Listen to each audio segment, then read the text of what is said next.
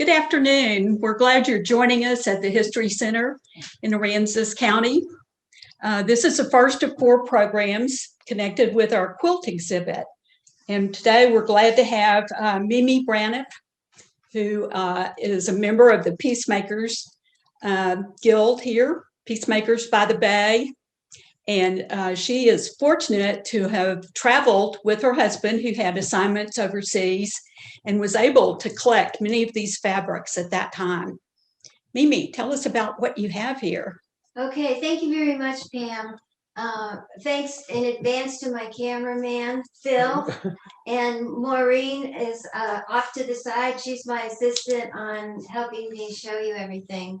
The history of textiles and fiber is really a history of the world, because as soon as we were populated, we were clothing ourselves and building our homes and decorating our places of residence. And so some of the things we have today to show you are very old. And so we're going to start on the oldest continent, which is Africa. The Democratic Republic of Congo actually had a lion king. That was his title, and his wife, or the mother of the king, was the she elephant. And they had really rich culture there. And the first thing I'd like you to take a look at is this. It's about 30, maybe 25 feet long. It sort of looks like a modern design that you might see in a museum. It's actually a skirt that's wrapped around multiple periods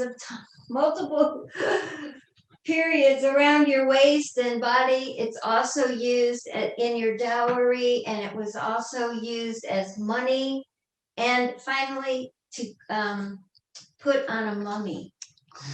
So that was our very first item. And they also used palm fibers, and the men were in charge of growing the palm. And so here are 2 examples. Please take a look at the geometric designs. These are the Zua designs. So the women and the men weave these, and they have a pile on them. So they were very difficult to make. This was put in back of a throne. And so if the king picked yours, you were one of the elites. Also, if you notice the same kind of geometric designs, this is from Tanzania, and this is a Zulu basket. This is from very far southern Africa, from South Africa. It's made by the Zulu. It was used to carry corn and grain. It's tightly woven, and again, notice the colors and the designs. Even though they're 1,000 miles apart, they're still very similar. This is from Kenya. Okay, so this is a fertility doll made from wood and stained, again with that red fiber, and you can see her hair is also stained, and you can see her costume, and you can see that she is a sort of a fertility character. This is a Zulu, and these people are excellent feeders, and so this is a mother and a child figure. And this one has indigo fabric on it, and indigo is a very important fiber in South Africa. And this little alligator is from Kenya, and this tightly woven basket is from Tanzania, and this was made by a child in Kenya. So they learned pretty young, but this child was impish and put some different colored things on the bottom. So let's take a look at some of the fibers we have here. So they were excellent in batik. And in back of me, This is a batik from Guinea. And if you can see the fibers of the lion and then the baby lion and then maybe baby lion or cub. And it's made on damask. Now that damask had to come from Europe because they weren't making it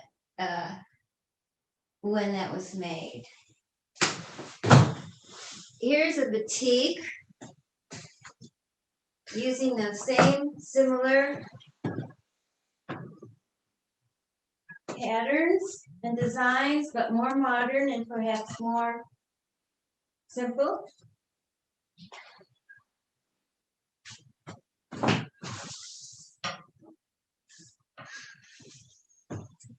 Okay, now you've got to look at some of these clothes. And maybe my assistant Phyllis Passmore will come up and I'll show you how it works. Can you help us with that? If she comes back here, will you be able to see? Yeah, we can see. Okay, so this is worn by, and you just wrap that around your waist. And then you just sort of flick it and tie it. That's pretty good. I'm done with that one. There she is. There's a lovely cashew on there. Thank you. What is on here though is Swahili. And that's good. They use these to help teach English to the people.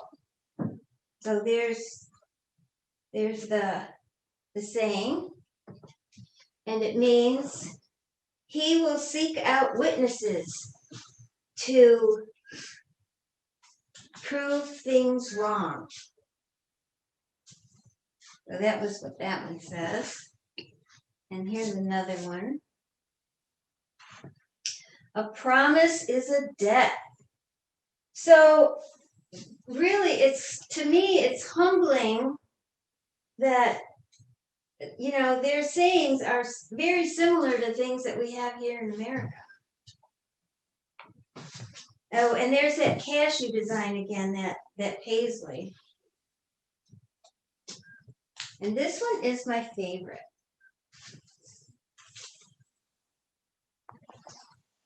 Because the saying is, going fast has no blessing, which to me means a stitch in time saves 9.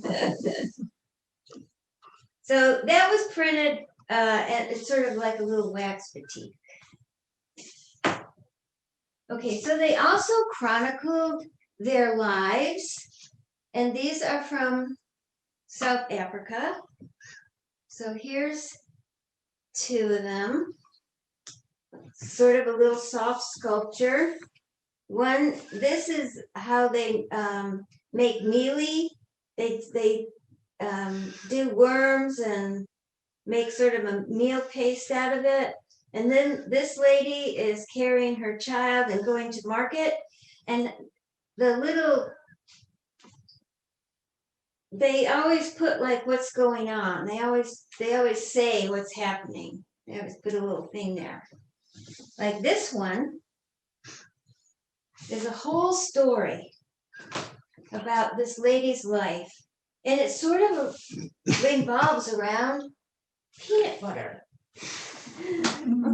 So this last one, if you can see here, there's peanuts in this little basket, peanut shells, and she talks about how they try to learn how to make peanut butter for their home, and they use this big stick to smash the nuts and to make the peanut butter.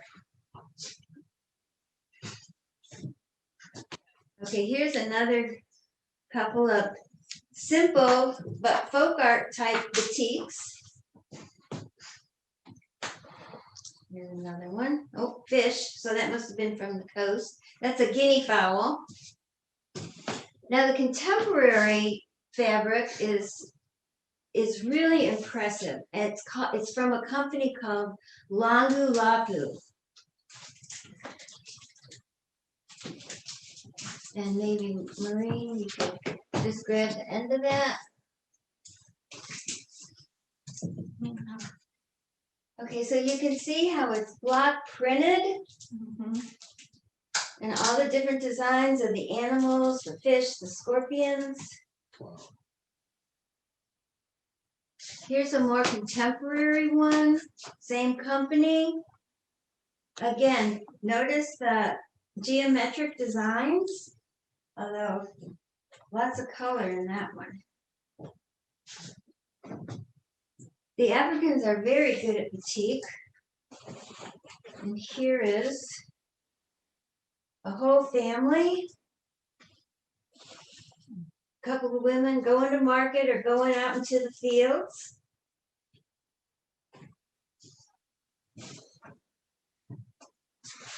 And weaving, oh my goodness. Here's a typical African kente cloth. The unique part of this is it's woven in strips and then sewn together. So can you see the little white lines between? That's where the strips are sewn together. So each of these is woven separately and then sewn together.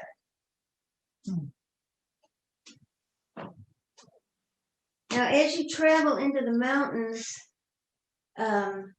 towards Limpopo, I'm going to need your help once again. I found this embroidery, which knocked my socks off, and I'm not sure which side is up. I think it's all upside down. over. It's good, it's right. It's upside down. It's good. Well. I get You it. can tell we practiced. Okay.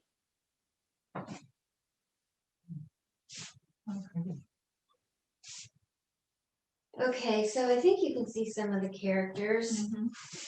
Okay, this is with pearl cotton, so you know it's pretty modern. But you know, I think that's Africa in the center that's just maybe turned upside down. And I think this goes sort of around in a circle. So really there's no right side that's up or down. So it's a tablecloth. Machine embroidery? No, it's all done by hand. You can see the back.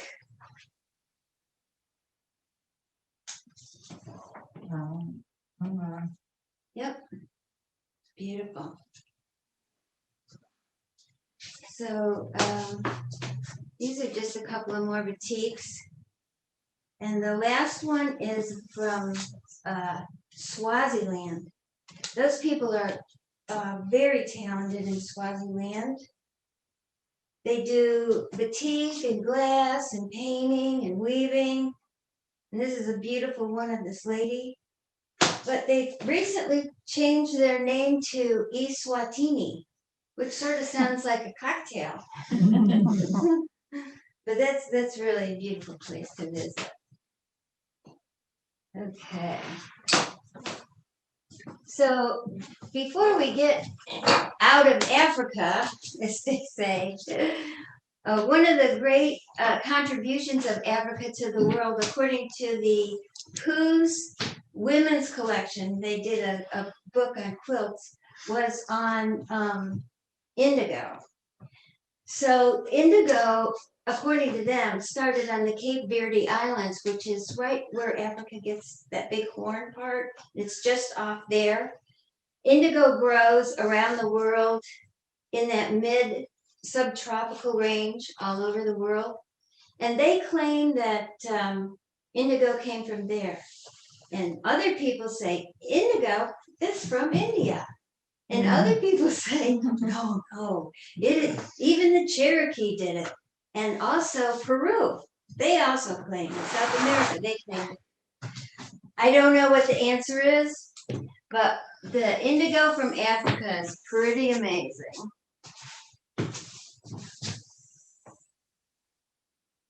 So if the camera can see, you can see little pieces of threads sticking out from this striped piece. And that is because those are leftover threads from where they tied it before they dyed it. So it was all tied together And then they took the ties out and it made it to be striped. And here's another one that they must have wrapped around some other thing to make it come out like that.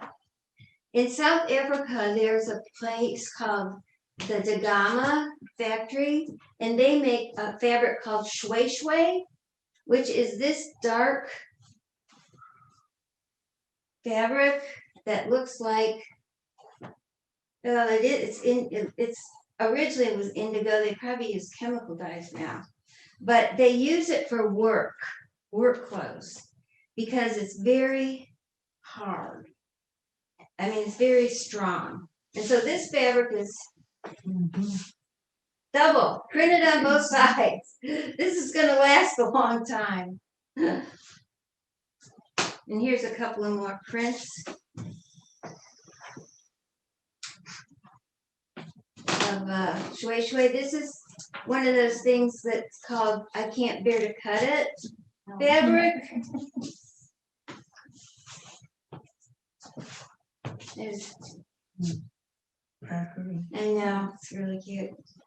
So they have their own designers now. Well, it's pretty interesting. Okay, so I think it's time, as Isaac Dennison used to say, she used to say, it's time to get out of Africa. So I think we'll move on toward Europe.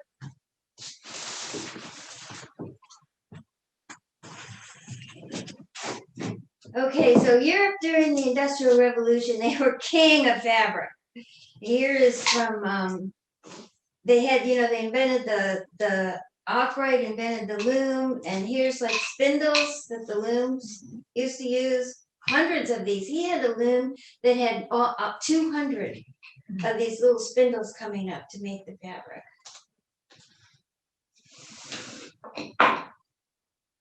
So you would think that, oh, and then Ireland, please, wool from Ireland is just amazing. Here's a lightly woven wool blanket.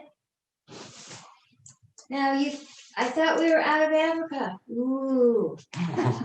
What happened in the Netherlands, there's this old guy who was making fabric and he needed to go out of business. So he said to his son, listen, you make fabric for Indonesia and you can sell it cheaply over there, because even though they do batik, they'll want a knockoff and they'll want to buy it. Well, he did it.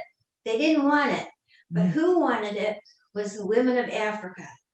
So the boats started coming down from the Netherlands and they went on the west coast of Africa and they used this cheap knockoff fabric that the Indonesians didn't really want to trade. They loved it. The African women loved it because it had something called crackle in it.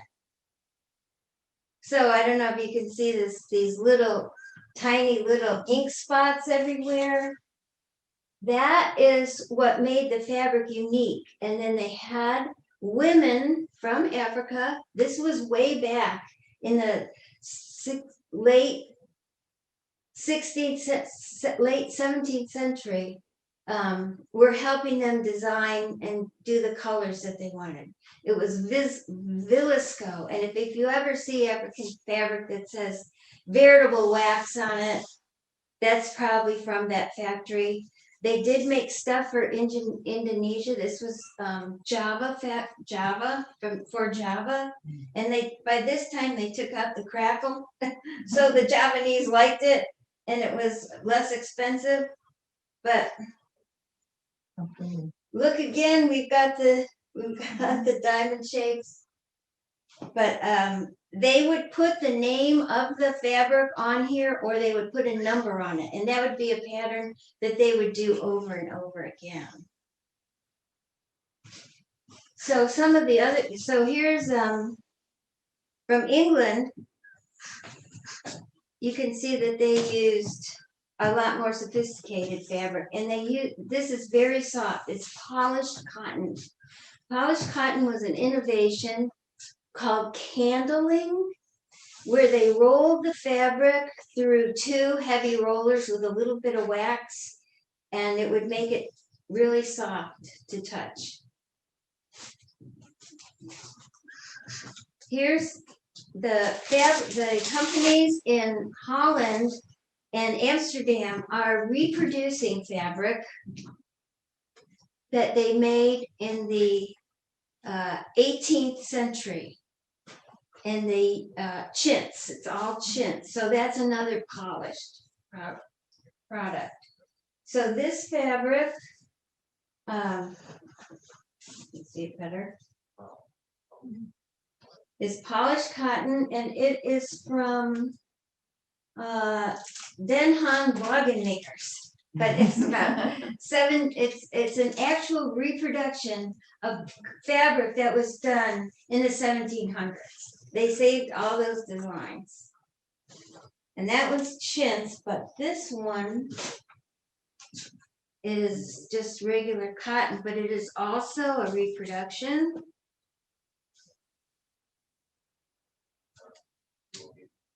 Of the birds. Some of this stuff was used for trapunto and embroidery purse, stuff like that. And this was from the Czech Republic. So again, you've got this black background and then these bright colors, and that's wool. And they are very, very talented. So the next thing we're going to talk about is indigo in Europe, because they also claim that they think it might have come there, but through Marco Polo maybe, and other traders that came from the east, and they ended up in the port of Genoa. And in Genoa, they were famous for weaving lots of silk, as they were in Nîmes in France.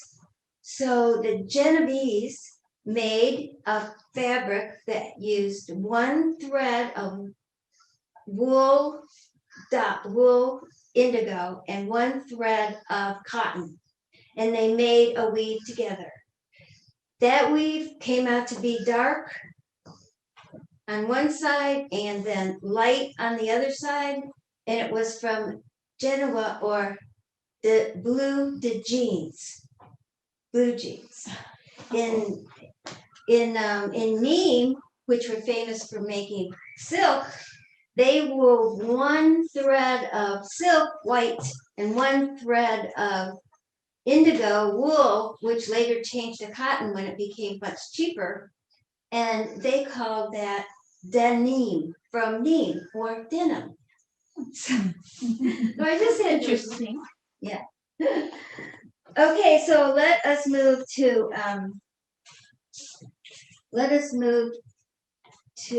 Indonesia, to China and Japan. So maybe Phyllis can come up and give us a little hand here. So put your arm in. There you go. Okay, so China was very famous, obviously, for their beautiful silk. And there's a lovely robe from there. Wait, don't go away yet.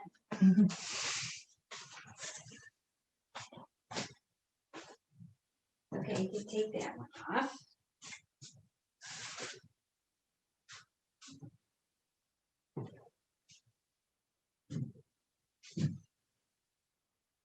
And this is a kimono.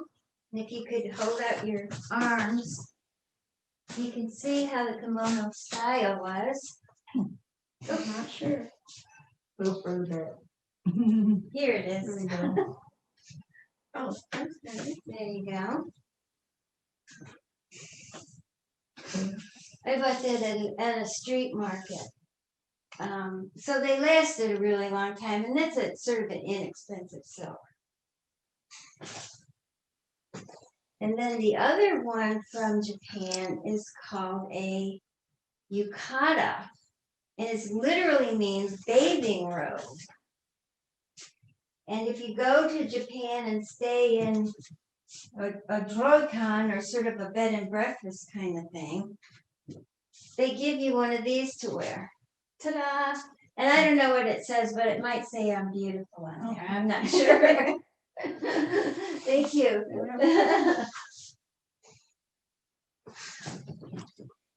The Japanese really furthered the art of indigo dyeing, actually quite by accident. They were having trouble with all their rulers, and they kept changing, and so finally a very powerful shogun took over, and he declared that the 216 different rules for what you could wear and not wear, and no peasant, no woman peasant could wear silk, even if they grew it or had a silk farm. So they had to wear cotton. Cotton was coming from China at a very low price, and the Japanese developed an indigo dye, and I had to write it down because it was called azeomi, which was not from the indigo plant because they couldn't grow indigo because it was too far north. It was actually related to a buckwheat plant, polygonum, but that's how they developed the indigo, and it's very difficult. It's one of those things where you have to beat these leaves, and then it has to ferment, and it took quite a while to make the indigo. So this one is Japanese, and it's just called The Wave. And it was from 1829 to 1833, and you've probably seen this painting all over the world. Does that look familiar, The Wave? Mhm. So the Japanese fabric, this is it's a woven fabric. The design is woven in there. It's pretty interesting. The other thing that Japanese used to decorate their homes were these door panels.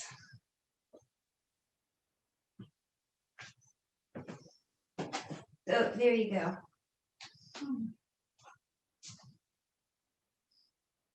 So when you go to these drokans or sort of bed and breakfast type places, you get a room and a bath.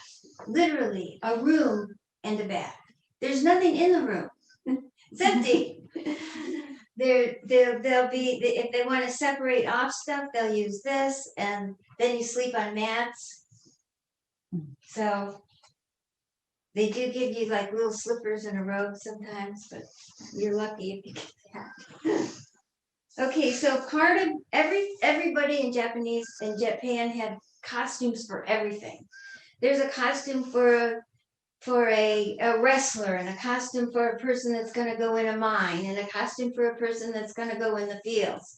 The person in the fields usually wore hemp costumes, so they were really glad to finally get cotton. But a big tie around your waist would be an obi. So here is a beautiful silk obi, and the Japanese women are quite small, and I can't imagine wrapping this big thing around your waist 100 million times. I guess if you were carrying a few extra pounds, nobody didn't know it. Wow. And here's another one.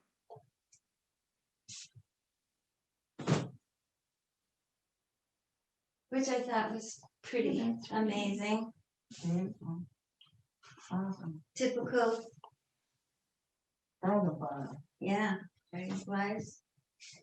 And then on their feast days, they would have these wonderful kites. Have you seen those hanging, flying in the air? Mm-hmm. There's another one. Now, China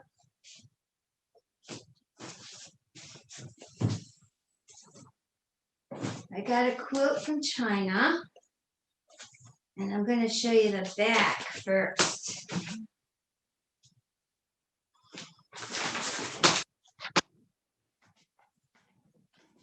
I have to move over here.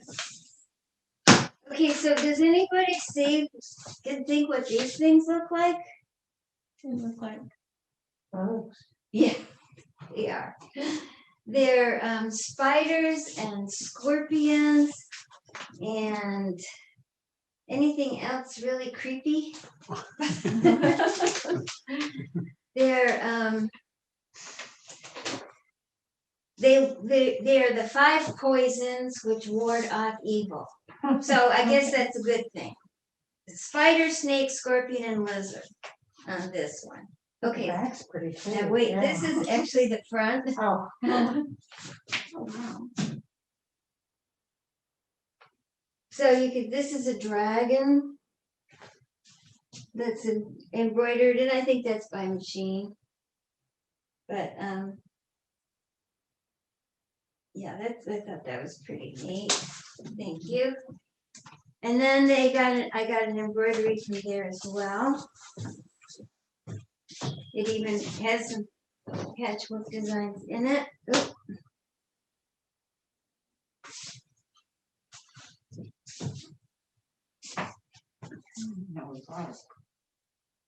So I don't know, there's a back on it, so I can't tell if it was machine or not. You know, there's nothing on the back, but it is quite beautiful, isn't it? Really chronicles their life, and you look at the bottom here. And all the animals that they have, monkeys, there's a pond, chickens, geese. And the workers all have a specific costume, all black with a little hat.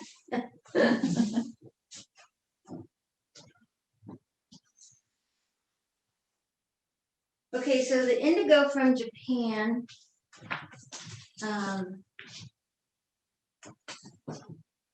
looks like this is mostly from Japan.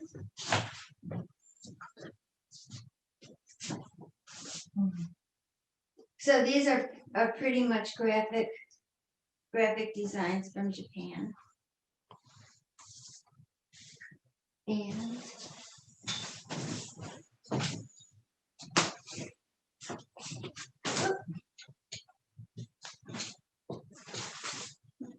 let's skew here. So this one is indigo from Japan, China, and Africa all together. We'll look at that a little bit more later. And let's go quickly to India. Okay, so different parts of India have different specific costumes for the people. And this is a sari from Mumbai, which is in southern India, which is very warm. And I mean, you can see how thin that is. But look how long it is. I'm still going. So it's woven with a few gold threads in there.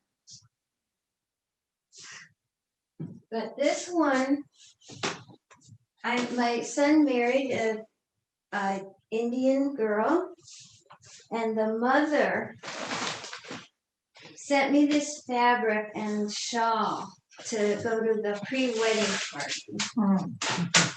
And it's silk, but if you can hear it crinkle, it has gold thread in it. Oh.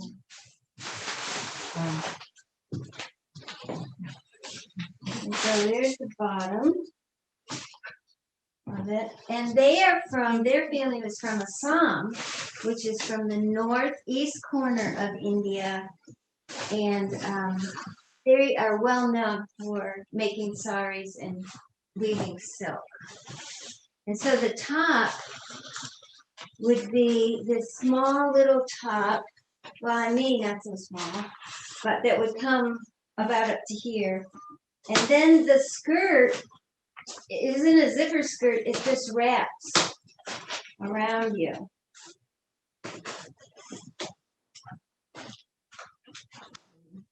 So that's something. Oh, I could just put that back. Yeah, I'll just put it back up. Yeah. Want this to go? That's okay. Okay, so as we leave India, we can. So here's a few more things from India, and here's the same sort of flower pattern you can find on a lot of designs. This is from Thailand now as we move down the peninsula. So really the China, Japan, India, all those countries, their people funneled down into the Indonesian area, Malay Peninsula, and those people are extraordinarily talented because they're getting all these wonderful craftsmen from all over Asia. And a lot of them settled into Thailand because it was prosperous, but also Vietnam, Laos, Cambodia. So this is from Thailand.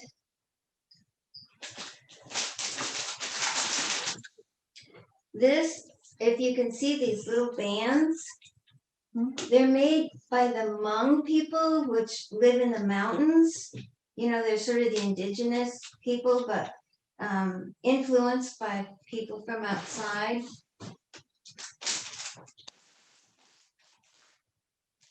And I don't know why, but somehow they all got interested in cross stitch, and it is a piece of linen that was totally cross stitched.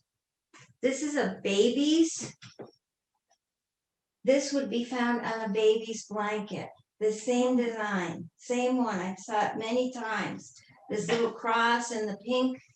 So it's indigo, and then these tiny little pieces are appliqued on it. And then they also put these little striped ridges. Here's an actual one that's sort of older. But that's exactly what would be on the child's blanket. And they would carry these around their back. And here's one with their animals on it, and it's woven linen.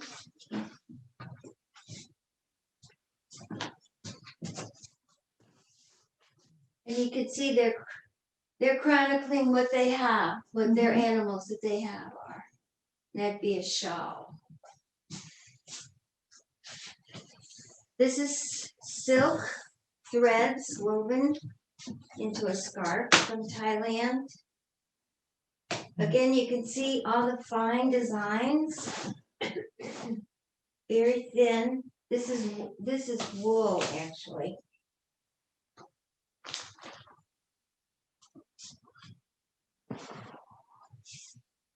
I think this is from Chiang Rai.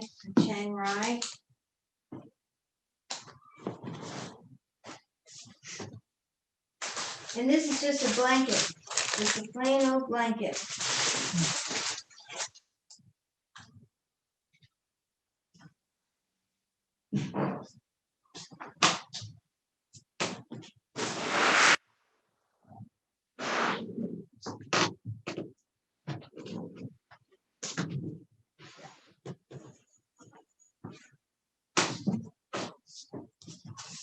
This costume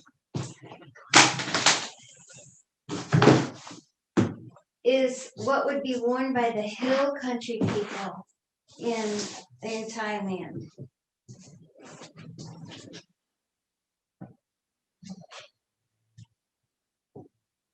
So if you can see the exquisite detail on these. And let me tell you, these women are kind of short. So I felt right in. But they would wear big wraps embroidered wraps around their legs, and then this would hang down, so it must have flowed because when I hold it up to me, it sort of hits the ground.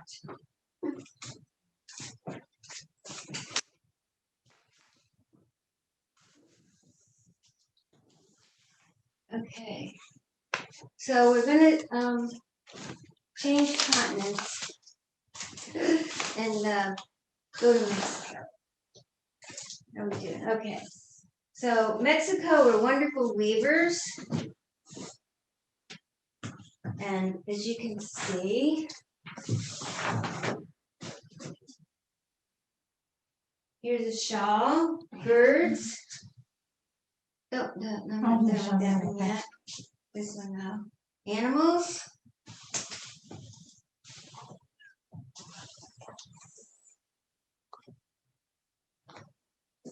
There's a table runner. Deer. This was from the mountains. Blue fabric. This one had some wool in it.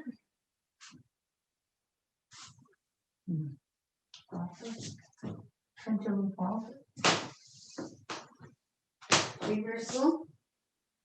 That is a bird in there. Okay, so they were proficient. I mean, you've probably seen Mexican rugs. They were very proficient in using backstrap looms, and so I picked up a couple of ties.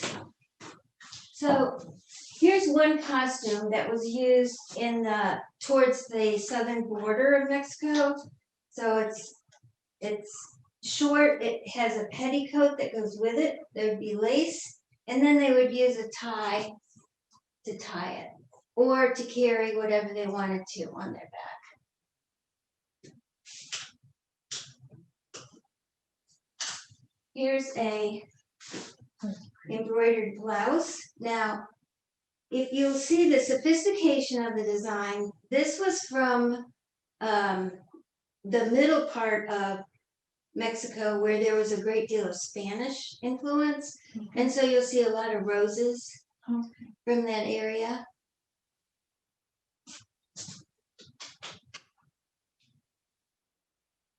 So like this one is a huipil, and it has those roses embroidered over these woven in designs. Now this one is huge, but they would make them one size, and then they would put darts in them to fit whoever it is, and they would keep it like that because you only bought one of these every 20 years or so. So that would stay with the people for a long time. Here's from a different area.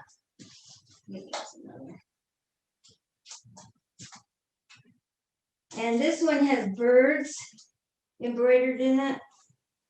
Oh, right here. Lots of birds. And then this again is from the southern part, right before, like near Belize. And you can see how lightweight it is. It's still the same material as this, but it has just different kinds of woven characters in it.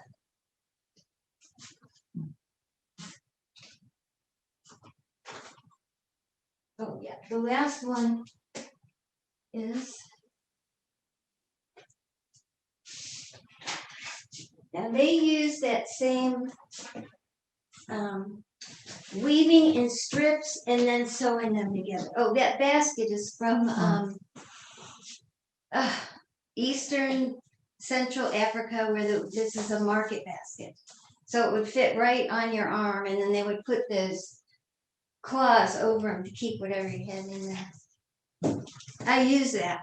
You have to go to the grocery store every day. Okay, so here is that same brightly colored. Thank you. Oh, that's tasty. So they weave this and then they sew it together here.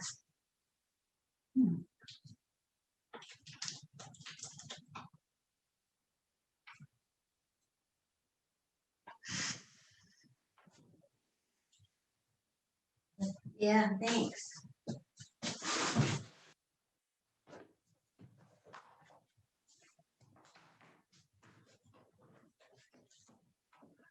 Okay, it wouldn't be complete without going to the Kuna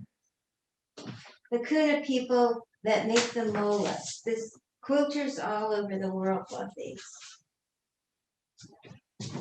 They use them on their shirts. They put one on the front, and then they put the same thing or a little bit different on the back. Now, if you notice, it has English letters. I mean, Roman letters on there.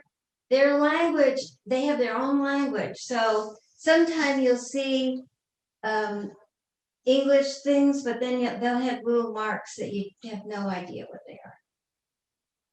Anyway, so that's, I recognize the word noche, and then there's bat, so maybe that has something to do with bats coming out in the middle of the night or something. I don't know.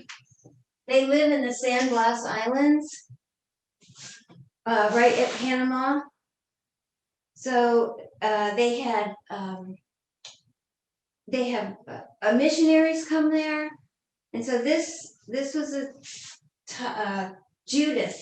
They told me the Judith for justice, and some are finer than others. And this one is a parrot and a lizard. Of course, they're an island. Here we have fish. It's tropical, so there's birds. Lots of birds. Here's a mommy bird and baby bird. So if you can see, they have all these, there's 2 layers of fabric and then all sorts of other layers in between. Here's another Bible story. It's Mary, the angels coming to Mary. Here's the back. I think this is a stingray, but I'm not sure. But don't you love the colors? Here's a parrot. Turtle.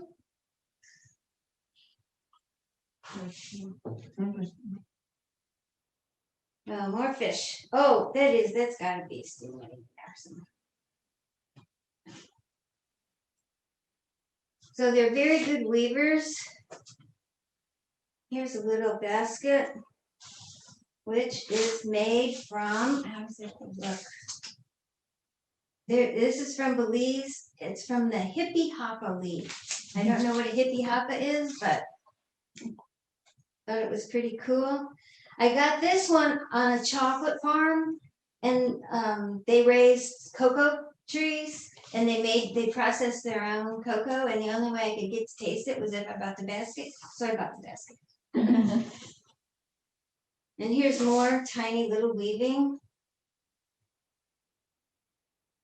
$5.50, not American, I think it was theirs. So now we've entered into the world of South America, and we have a few more minutes. Let's just take a look at Peru.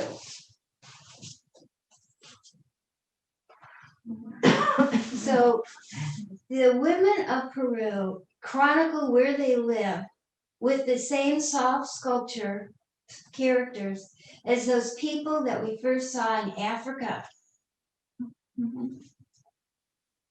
So this one is a garden, and it looks like they're growing pumpkins and cabbages. This one is a flower garden, and there's women out there cutting the flowers. Now, in parts of Peru, you can grow, in the southern parts, you can grow flowers all year long because it's getting near the equator. So that's a big industry there. And then this is a market. You know those pan flutes that you hear? They're from Peru. There's a market for them right up here in the corner. Yucca, fish, cabbages, all the things that were in that person's garden, and you can see down here in the corner, the fiber, all the fiber that they're selling. One of the things amazing about Peru, of course, are the Inca ruins. And they still have many native peoples that live all in that area. And they wear, the women wear these rugs that they weave themselves around them. Phyllis, last time. You're just the right size for this. I'm gonna put this around your back. Okay, and then you just hold it right here. So they would hold it right there. This might have a child stuffed in here or a bag of something. But they would tie it here, and they are about this tall. But they live up in those ruins. Thank you so much.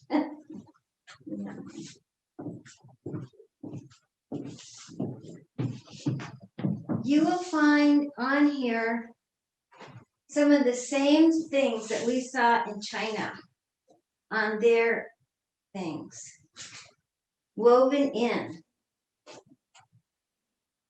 This is a snake. This one had a scorpion on it, I think. Yeah, this one has scorpions on it and birds.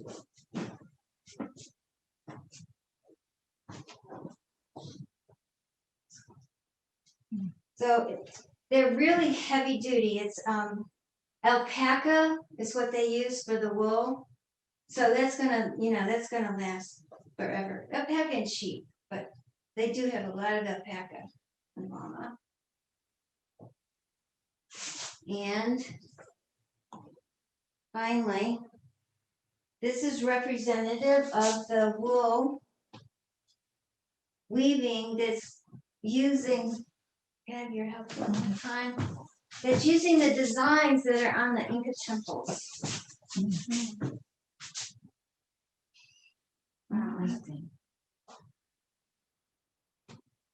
All these geometric designs were on the temples. And so in conclusion, we've been to indigo in Africa, England, Asia, Japan, and the oldest scrap of indigo was found in 2009 in Peru. It was 6,000 years old. So right now they think they're the leader of the pack.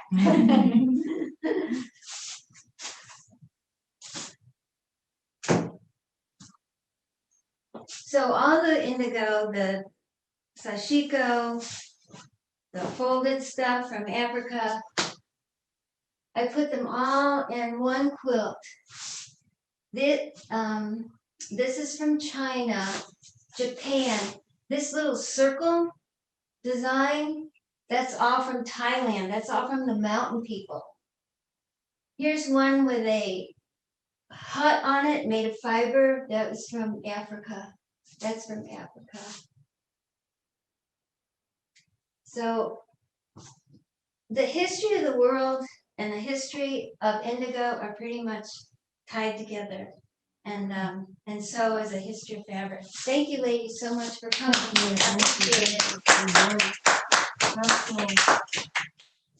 Awesome. Do you have time for questions? Oh, sure. Anybody have any questions? You can. And by the way, thank you so much, Mimi. That was really great. Really enjoyed it. Thanks for your help, Dave. Oh, sure, no problem. For you folks that are online, if you have any questions for Mimi, please put them in the chat box, and we will read them to her. And in the meantime, does anybody in the room have any questions? I guess I have not so much as a question, but a comment. I think that it's really neat and really fascinating how you could actually see kind of indicators in the quilts of the migration of people and even ideas or influence. And a good example of that, I think, was one of the pieces from Mexico that had the roses on it, which were, if I'm not mistaken, that was kind of right, an indicator about Spanish influence. So I think that's a really neat manifestation of of that type of like kind of influence. The other thing was, I tell you, this design, this geometric design, that's like this, it's sort of like a flower. It was in everything. It was in India, on the sleeves or woven in. It was in the things from Mexico. That little sort of geometric flower design was everywhere. So yeah, either we all appreciate flowers or somebody got the idea from the last person that they saw. Did you show this? No, I didn't. This is another indigo.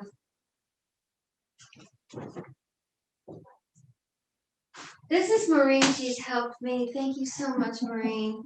You're welcome. Is that one you did, Mimi? Yeah. So I tried to figure out a way to put all the indigos together. And everybody likes blue, so. And we do have a comment.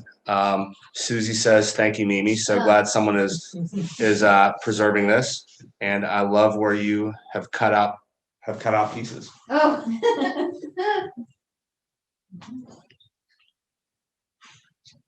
Awesome. That's a lifetime of collecting. Beautiful. This guy is called Papachuca, and he is right from the mountains in Peru. Usually it's the woman you see with the child, right? 100% of the time, it's usually the woman. But this man in the thing had made this for his child, and he put himself there. This is an actual child's hat. It's wool. It's very primitive, but you can see those are designs from Peru that you would see on their ski caps that just fit in the suitcase. I could bring anything home I wanted, but it had to fit either on my lap or in the suitcase. And so that one basket I had, I was really pushing it. They had a lot of dirty clothes in it.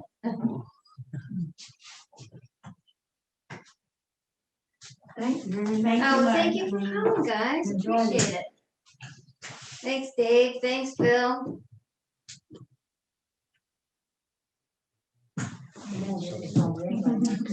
All right, I guess that'll conclude the Okay. program. So thank you everybody for coming, and thank you for those online for tuning in. Thanks, Dave. Okay, you can pocket everything. Or I can help you guys. Well, I've got a jacket. I mean, I've got a card outside I'm gonna bring in, so I don't. No, I just did that. They were from all over the house, so it My mom's has. nursing home every Tuesday at 5 o'clock. There's a Zoom conference. That's the only thing I know how to do. I don't know how to get in the chat box. I don't know anything else. I just do that. You know how